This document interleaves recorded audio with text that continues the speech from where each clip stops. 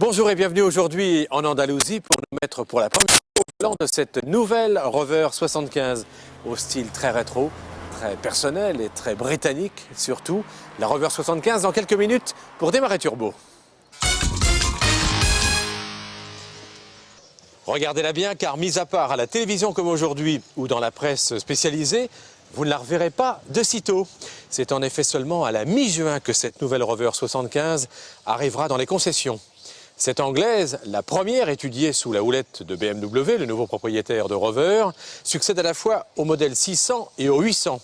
En année pleine, ces deux voitures se vendaient à environ 8000 exemplaires. Et bien, elle seule, cette nouvelle Rover 75 devra assurer 7000 prises de commande. Alors, quels sont ses atouts et puis ses faiblesses? Voici l'essai réalisé par Lionel Robert.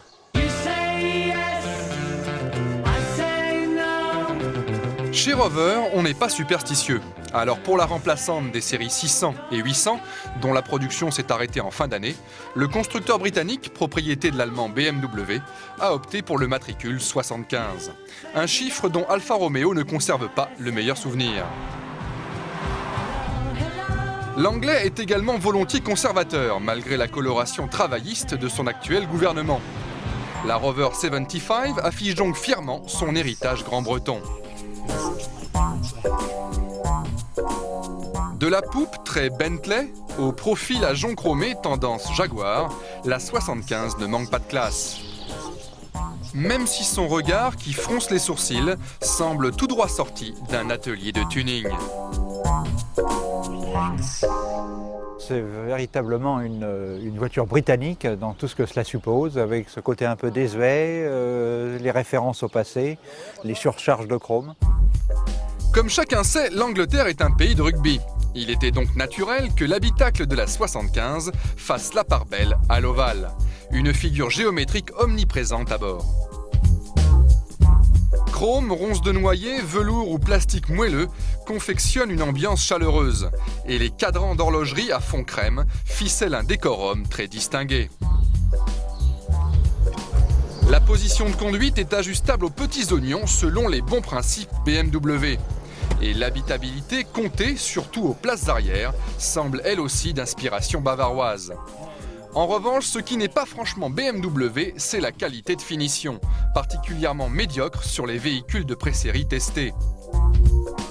Conscients du problème, les responsables de la marque envisagent un report à septembre des premières livraisons et l'introduction d'une garantie 3 ans, assistance et entretien. Il y a une contribution de BMW, c'est indiscutable au niveau de la conception de ce produit, mais le design est purement anglais, c'est le design de Richard Hawley, donc, qui est le concepteur, c'est la voiture d'un homme, ça je crois que c'est très important à prendre en considération. Par contre, au niveau de la technologie embarquée, on retrouve bien sûr au niveau de l'électronique notamment et du multiplexage, une contribution effective de BMW. Conçue sur une plateforme inédite d'origine BMW, la 75 affiche un comportement routier serein et son train arrière, emprunté à la série 3, colle au bitume comme la jelly au dos de la cuillère. Fini la direction sans consistance de la Rover 600, la 75 est une routière au long cours. C'est une voiture de caractère et on retrouve ce caractère sur la route. Donc c'est vraiment une anglaise, elle n'accélère pas trop fort, elle est hyper confortable, c'est vraiment un tapis volant. Elle est vraiment typée. Bien sûr, la lenteur de la commande de boîte et le poids, légèrement inférieur à 1,5 tonne, ne lui confèrent pas l'agilité d'un petit rat de l'opéra. Mais le gros matou Rover est un modèle de confort et d'insonorisation, à tel point que le ronron de la version gazole passe presque inaperçu. Un moteur discret, sobre et performant, un 4 cylindres 16 soupapes turbo-diesel à injection directe, déniché sous le capot de la BMW 320d. Dégonflé de 14 chevaux mais doté d'un common rail, ce moteur est un régal de souplesse et d'agrément. Reste qu'à 168 900 francs en version de base et malgré la richesse de l'équipement, la Rover 75 2 litres CDT entre en concurrence avec une pléiade de rivales autrement plus réputées comme l'Audi A6 TDI ou même la récente Peugeot 406 HDI.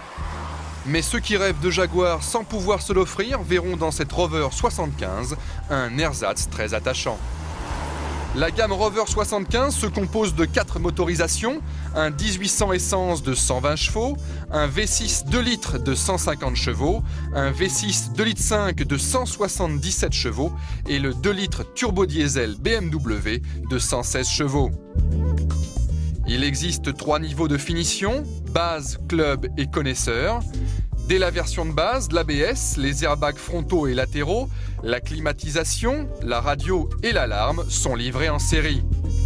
Les prix enfin vont de 166 900 francs pour la 1800 base à 237 900 francs pour la V6 2 litres 5 connaisseur.